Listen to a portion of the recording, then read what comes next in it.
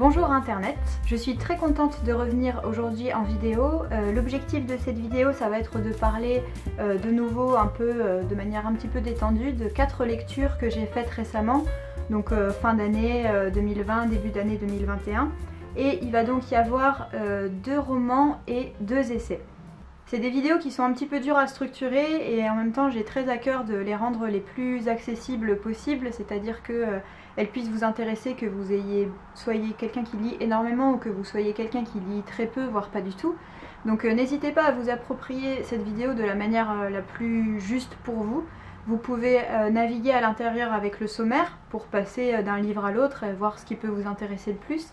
Et vous pouvez également mettre cette vidéo en fond sonore pendant que vous faites autre chose, histoire de juste entendre ce que je raconte. Je vais commencer par parler d'abord des 2 romans et ensuite je parlerai des 2 essais. Il y aura un essai de philosophie et un essai de sociologie. Le premier roman dont je vais parler, c'est le premier livre que j'ai lu en 2021, c'est Les Vestiges du jour de Kazuo Ishiguro.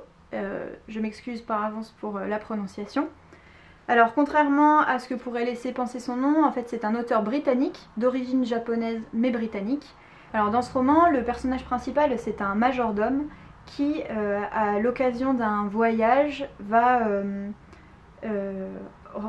avoir un peu des flashbacks, des souvenirs. C'est comme un peu les mémoires de 20 ans qu'il a passé à servir une grande famille britannique. Et il va décrire en fait de quelle manière sa condition, enfin son métier de majordome, quel lien ça va avoir en fait avec la grande histoire, parce que la personne qui sert, l'homme qui sert, va recevoir chez lui des personnes très importantes dans la politique britannique et dans la politique européenne. Il va vraiment faire ses mémoires et sachant qu'il a servi dans les années 30, 40, 50, donc des années de grands troubles politiques. Son poste de majordome, ça va être l'occasion de donner à voir l'histoire et la politique d'une manière très originale. Et voilà comment le politique il est un petit peu hors champ comme ça dans la vie d'un individu. Et comment celui-ci arrive à dealer en fait entre ses propres opinions, entre ses propres valeurs et la très grande importance qu'il attache à son métier en fait et à son rôle en tant que majordome. C'est un roman que j'ai énormément aimé pour plein de raisons. Déjà c'est un roman qui est un petit peu crépusculaire comme ça.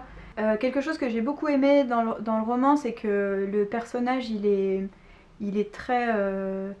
Le personnage principal, il est très emblématique du majordome qui va veiller à être toujours imperturbable en toute situation et dont il va se dégager aussi une sorte de rudesse et une sorte de... Enfin, ça va avoir cette posture-là, ça va nécessiter une très grande mise à distance de ses sentiments. Et en fait, dans la narration, quand le personnage raconte des souvenirs qui lui ont procuré de très grandes émotions, il va jamais le dire. Et ça va jamais non plus se ressentir dans son comportement puisqu'il essaie de conserver cette droiture. Et ça crée une espèce de distance et de proximité assez troublante et assez attachante avec le lecteur puisque il ne nous livre pas ses émotions mais le lecteur les comprend très bien en fait. Voilà, je sais pas si c'est très clair ce que je raconte, mais en tout cas il y avait comme un espèce de double discours comme ça, de double perception qu'a le lecteur de la situation à travers la façon dont le raconte le personnage et en même temps les émotions qu'on comprend très bien quoi. Le personnage va toujours veiller à se mentir un petit peu à lui-même, à mettre vraiment à distance ce qu'il ressent, mais à aucun moment le lecteur n'est dupe en fait. Et ça j'ai trouvé ça extrêmement fort et extrêmement touchant quoi. Le grand intérêt du roman, il repose aussi sur cette description d'une période extrêmement trouble que sont les années 30, 40 et 50, vu du point de vue de quelqu'un qui travaille dans une grande maison britannique, et donc vu de quelqu'un qui, bien que totalement concentré sur sa propre tâche et sur la portée de sa propre existence, va être le témoin de très grandes choses qui vont se décider, de très grandes discussions entre des personnages, et comme un peu comme quelqu'un qui serait un petit peu dans les coulisses de la grande histoire, mais en ayant très à cœur de jamais y participer en quelque sorte. J'ai trouvé que c'était hyper intéressant à bien des égards, que c'était très bien écrit, C'est un roman qui reste une fois qu'on l'a lu. Ce personnage il est vraiment extrêmement fort, extrêmement ancré. Et cette façon de parler de l'histoire, cette façon de parler de la collaboration, de parler du nazisme était vraiment assez unique quoi. Donc voilà, je recommande, je sais pas si j'en ai parlé très bien, mais en tout cas je recommande vraiment Les Vestiges du jour. C'est un très beau roman qui donne vraiment matière à réflexion quoi. Alors, le deuxième roman que j'ai lu, c'est un roman qui est assez court également, c'est Les Braises de Sándor Márai, donc qui est sorti, enfin qu'il a écrit en 1942. Alors là aussi on est dans un roman qui est un peu crépusculaire et qui, au vu de la date de son écriture, a beaucoup à voir avec la Seconde Guerre mondiale. Dans ce roman, il va être question de deux hommes qui ont été amis pendant toute une très grande partie de leur vie et qui se sont retrouvés séparés. À un moment, il s'est passé quelque chose entre eux qui les a séparés et 40 ans après, ils vont se retrouver. Ils vont, en fait, l'un des deux va rendre visite à l'autre un soir, ils vont s'asseoir ensemble et ils vont parler de l'événement qui a créé cette rupture dans leur amitié, qui a créé la séparation entre eux deux. Au niveau de la construction du roman, en fait, il y a une première partie très courte où le personnage principal apprend qu'il va recevoir la visite de ce très vieil ami. Et à ce moment-là, on va en apprendre un petit peu plus sur ce personnage, sur son cadre de vie, sur son milieu social. Il va se préparer à la visite de cet ami. Et ensuite, l'ami arrive, il s'assoit et tout le reste du roman va être un dialogue presque avec une unité de temps et d'espace. En tout cas, ça va être vraiment cette conversation entre ces deux hommes, un petit peu comme une pièce de théâtre quoi, en quelque sorte. Ce qui caractérise l'amitié de ces deux hommes, c'est qu'il y en a un qui avait une condition sociale qui appartenait à une classe sociale extrêmement élevée, alors que l'autre venait d'un milieu beaucoup plus modeste. Et le roman va beaucoup parler de ça, de l'amitié, mais aussi de l'amitié entre deux personnes qui appartiennent à des milieux sociaux très différents. J'ai lu ce roman à la base parce que Sándor Márai m'avait été décrit comme vraiment un type d'auteur qui pourrait me plaire, puisque un auteur hongrois antifasciste qui, au moment de la montée du totalitarisme en Europe, avait vraiment écrit il avait vraiment écrit des choses très critiques à l'égard de sa propre classe sociale, c'est-à-dire la bourgeoisie intellectuelle. Et ensuite, au moment de l'arrivée du communisme totalitaire dans son pays, il a été pourchassé et condamné à l'exil parce que appartenant à la bourgeoisie intellectuelle. Et voilà, ces romans, ils ont été interdits en Hongrie pendant des décennies. J'ai eu le sentiment que c'était un écrivain assez engagé, et le fait qu'il ait été exilé, le fait qu'il ait été interdit pendant un certain nombre d'années, moi ça m'avait plutôt intéressée. Voilà, j'ai été un petit peu déçue par ce roman, à vrai dire. Alors c'est un roman très puissant sur l'amitié, mais en dehors de ça, moi j'ai été super emportée par le début, par vraiment les enjeux qu'il allait avoir entre les retrouvailles entre ces deux hommes. Et puis ensuite j'ai trouvé que la partie très dialoguée s'épuisait un petit peu, que la manière dont les protagonistes développent leur vision de la vie, leur vision des événements était un petit peu forcée, ça manquait un petit peu de fluidité. C'est extrêmement pessimiste, mais ça je m'y attendais. Voilà, il y avait par-ci par-là des petites phrases racistes et sexistes qui à mon sens n'étaient franchement pas nécessaires, enfin qui n'avaient pas spécialement de lien avec le propos quoi. Voilà, c'était un petit peu troublant, un petit peu décevant. Après il y a quand même, je trouve, des images extrêmement fortes, il y a quand même des lectures métaphoriques qu'on peut faire de la situation qui me semblent assez fortes aussi. Donc voilà, j'aimerais bien quand même réitérer l'expérience avec cet auteur, en lire un autre, peut-être que j'ai mal choisi tout simplement. Donc si jamais vous connaissez un petit peu Sándor Márai, n'hésitez pas dans les commentaires à peut-être me conseiller un autre roman, parce que je perds pas, j'ai quand même envie d'en lire davantage de lui quoi, pour me faire une opinion. Mais voilà, après ça, enfin voilà, c'est très court, ça se lit vraiment très bien, il y a encore une fois des images qui sont très puissantes. Des descriptions aussi qui sont très puissantes, mais voilà, je pense que j'en attendais un petit peu plus, et que voilà, vis-à-vis de l'engagement antifasciste, vis-à-vis de son rapport à l'histoire de son pays, je m'attendais peut-être à quelque chose qui soit un petit peu moins métaphorique, qui soit un petit peu plus littéral quoi, par rapport à ça. Voilà. Donc voilà, ça c'était pour Les Braises de Sándor Márai. Ok, alors ensuite Donc là je vais parler de deux essais que j'ai lus récemment. Alors le premier essai c'est un essai de philosophie, l'influence de l'odeur des croissants chauds sur la bonté humaine de Ruven Augien. Alors c'est un essai de philosophie morale expérimentale, mais qui a ceci de particulier qu'il s'adresse vraiment au grand public. Le livre est composé de toute une liste de petites expériences morales, de petits dilemmes moraux, et en fait ces dilemmes et ces petites expériences, elles sont l'occasion pour Augien de présenter des grands courants de la philosophie morale de manière super accessible, et de montrer aussi que de ces expériences on peut tirer des enseignements tout à fait différents, ce que je trouve hyper intéressant. Ce que j'ai trouvé intéressant dans le livre, c'est que Augien il parle d'expériences assez célèbres qui ont montré que sous certaines circonstances des participants pouvaient se soumettre à l'autorité et obéir à des ordres très très cruels, mais qu'en fait il y a également des expériences moins connues où sous certaines circonstances des participants se mettent à désobéir ou à faire des choses un petit peu insensées pour venir en aide à leurs semblables.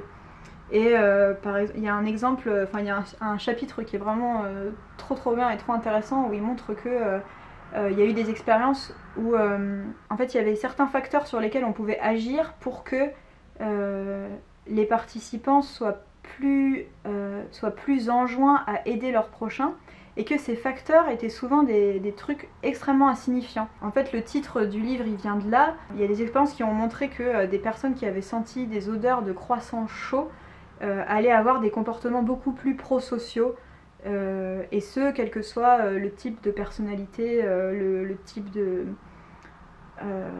personne quoi, participante. Et du coup j'ai trouvé ça super intéressant et super réconfortant aussi à certains égards. En fait, il y a plein d'expériences morales où ils ont montré que des personnes pouvaient d'un coup avoir des comportements extrêmement éthiques et extrêmement prosociaux, et que contrairement à ce à quoi on pourrait s'attendre, c'était pas des facteurs extrêmement déterminants comme la personnalité, le genre, le milieu social d'origine, etc. Mais que souvent ce qui déclenchait ces comportements hyper prosociaux, c'était les conditions de l'expérience. Et notamment bah voilà, des facteurs extrêmement futiles quoi, comme une odeur de croissant chaud, comme le fait d'avoir trouvé une pièce auparavant, ça rendait les gens d'un coup beaucoup plus enclins à avoir des rapports positifs avec les autres. Et enfin voilà, tu sens que dans ce qu'ils racontent, les chercheurs eux-mêmes étaient parfois extrêmement perplexes devant les résultats de leurs expériences, et j'ai trouvé que c'était super intéressant quoi. En plus, donc il y a tout un chapitre notamment que j'ai beaucoup aimé qui s'appelle Les monstres et les saints, où il évoque tout un tas d'expériences morales et tout un tas de courants de la philosophie morale qui ont tendu à déconstruire un petit peu l'idée de personne ou de personnalité morale, et de montrer qu'en fait c'était bien plus souvent la situation plutôt que la personnalité des gens qui permettait de prédire leur conduite en fait. Et ça j'ai trouvé que c'était super intéressant. Voilà, il y a un chapitre où il parle de philosophes qui ont essayé de dégager des facteurs qui faisaient qu'on avait des comportements moins moraux dans certaines situations, et notamment ils ont remarqué qu'on avait tendance à aider davantage une victime lorsqu'on se trouve seul avec elle que quand il y a du monde autour. Et donc ils constatent ça dans des expériences, alors ils essaient de comprendre pourquoi, etc. Et ils ont conclu que par exemple l'apathie des autres, l'apathie des personnes autour, ça va énormément nous influencer, ainsi qu'également les phénomènes de diffusion un peu de la responsabilité, où plus il y a de monde, plus on ne va pas agir parce qu'on se dit que quelqu'un d'autre va agir en fait. Voilà, à certains moments ça enfonce un petit peu des portes ouvertes, mais de montrer comment, qu'est-ce que philosophiquement ça implique, qu'est-ce qu'on peut tirer de ces expériences comme règle morale, comment on effectue un raisonnement moral, de quelle manière on le construit, en se basant sur quoi, comment on mène ce type d'expérience, comment on les réfléchit. Enfin voilà, c'est super intéressant, et puis c'est vraiment écrit de manière super accessible. Ça permet aussi de comprendre assez facilement des gros courants de la philosophie morale, de se les approprier avec des situations qui sont beaucoup plus tangibles. Enfin, j'ai trouvé que c'était une lecture hyper un peu jubilatoire et puis assez enthousiasmante. Après, je reste quand même un petit peu critique sur certains aspects, notamment Augien, il essaie d'avoir un ton assez un petit peu caustique, un petit peu humoristique, qui est pas toujours super bienvenu, qui est parfois un petit peu forcé. Et un gros problème que j'ai trouvé, c'est qu'il y a parfois certains dilemmes moraux qu'à mon sens il problématise super mal. Il a fait tout un chapitre sur l'éthique animale, où là on voit que vraiment il n'y a pas... Enfin, il est vraiment extrêmement maladroit, il est plein d'approximations. Pareil, il y a un moment où il essaie de faire un peu un dilemme moral vis-à-vis de l'avortement, où il compare l'avortement à avoir un... Enfin, il essaie de faire une analogie entre l'avortement et puis avoir une personne pendant 9 mois sur le dos. Enfin, je me souviens plus très bien, mais c'est très très mal problématisé. Et puis c'est un petit peu gênant parce qu'il revient en permanence avec cette même analogie, comme si lui il avait trouvé ça absolument formidable et en fait ça l'est pas tellement. Mais voilà, après c'est quelques petits détails et puis c'est surtout un chapitre qui moi m'a vraiment dérangé. Mais le reste est super intéressant et rien que pour ce que ça permet d'apprendre sur la philosophie morale d'une manière qui est un petit peu plus accessible et qui est un petit peu plus concrète quoi. Moi je trouve que ça vaut vraiment le coup quoi. Donc voilà, très bonne lecture que je recommande avec quelques réserves mais que je recommande quand même globalement quoi. Et le dernier livre dont je vais parler, c'est un essai de sociologie qui s'appelle Les millionnaires de la chance, donc écrit par Michel Pinson et Monique Pinson-Charlot, qu'on appelle un peu les Pinson-Charlot. Alors les Pinson-Charlot, c'est un couple de sociologues que j'avais très envie de commencer à lire parce que leur objet d'étude, ça a été pendant la majeure partie de leur carrière la très grande bourgeoisie. Et cet essai-là qu'ils ont écrit en 2010, en fait, il s'intéresse aux gagnants du loto. Donc c'est les premiers sociologues qui ont eu la possibilité d'étudier les gagnants du loto. Et vraiment cet essai, il est juste ultra intéressant, mais à plein d'égards. Déjà, je trouve que c'est aussi assez facile à lire, que ça peut très bien être une première lecture de sociologie si jamais vous n'avez pas trop l'habitude de lire ça. Au niveau du dispositif, ils ont pu rencontrer, grâce à la Française des Jeux, une vingtaine de grands gagnants du loto. Donc quand on dit grands gagnants, c'est les personnes qui ont gagné plus d'1 million d'euros. Ils ont pu les suivre dans un certain nombre d'activités et il y a eu un petit panel de ces grands gagnants avec lesquels ils ont pu faire de très longs entretiens où ils ont vraiment détaillé leur parcours de vie avant de gagner au loto, leur parcours de vie après. Alors déjà, ce qui fait l'intérêt de l'essai, c'est des anecdotes qui sont absolument incroyables, déjà sur les parcours des gens, sur ce que le gain du loto ça a occasionné comme changement forcément ultra spectaculaire dans leur vie. Mais surtout, l'intérêt il réside vraiment dans ce que le principe même du loto et le principe même de pouvoir gagner au loto, ça dit en fait de notre société et de nos structures sociales actuelles.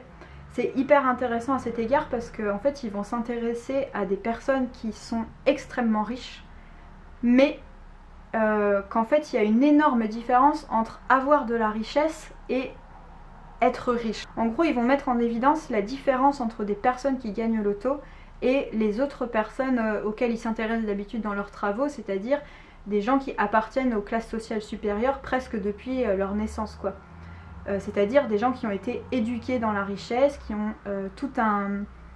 ce qu'en sociologie on appelle un capital social, un capital culturel et un capital symbolique, que les personnes qui gagnent au loto n'ont pas nécessairement.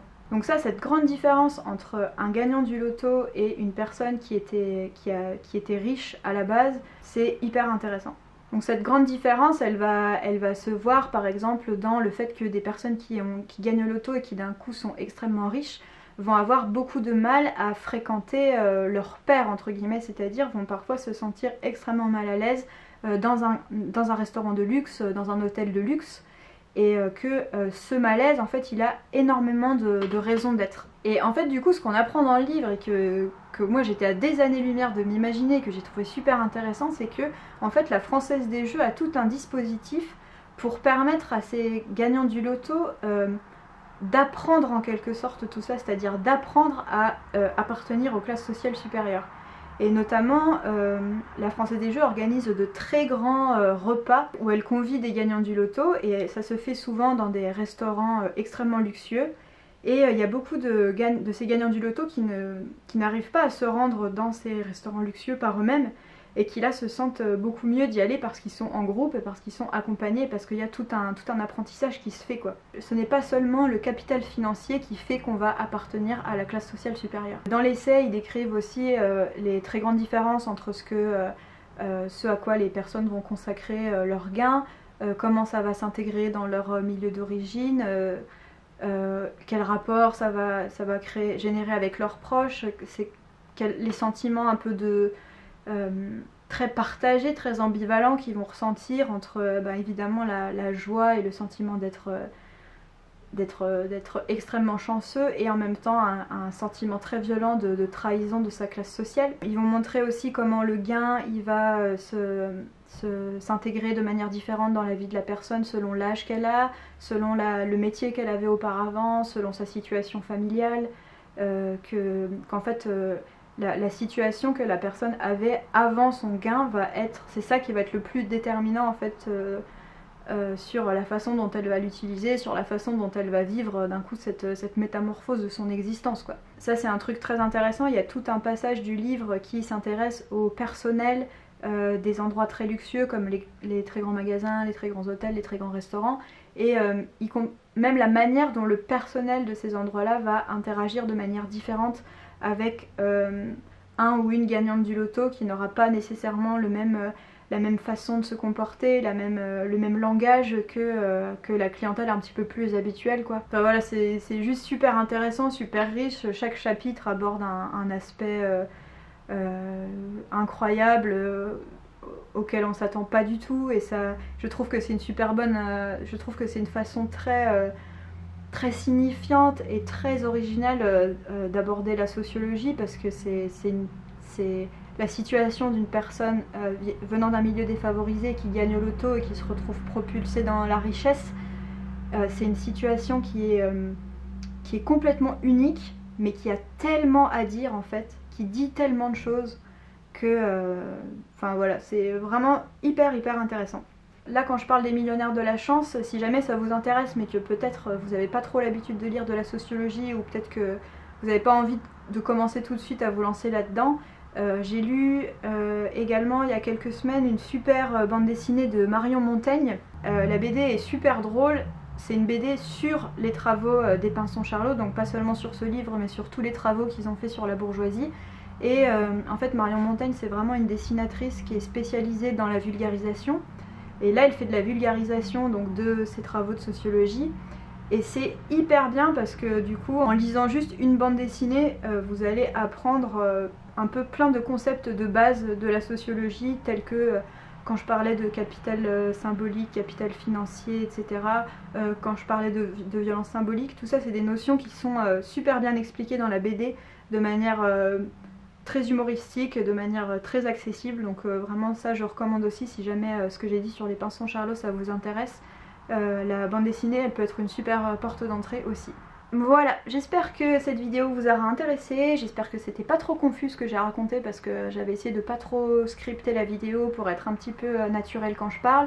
C'est encore un exercice auquel je suis pas tout à fait habituée, mais voilà. N'hésitez pas à réagir dans les commentaires, n'hésitez pas surtout à me donner des recommandations de lecture en lien avec ce que j'ai évoqué, notamment si vous avez d'autres livres à me conseiller de Sándor Márai, si vous avez d'autres livres à me conseiller de sociologie, et puis surtout de philosophie, mais de philosophie qui soit facile à lire, parce que là pour le coup je débute vraiment et c'est un petit peu difficile pour moi. Et puis moi je vous dis à très bientôt.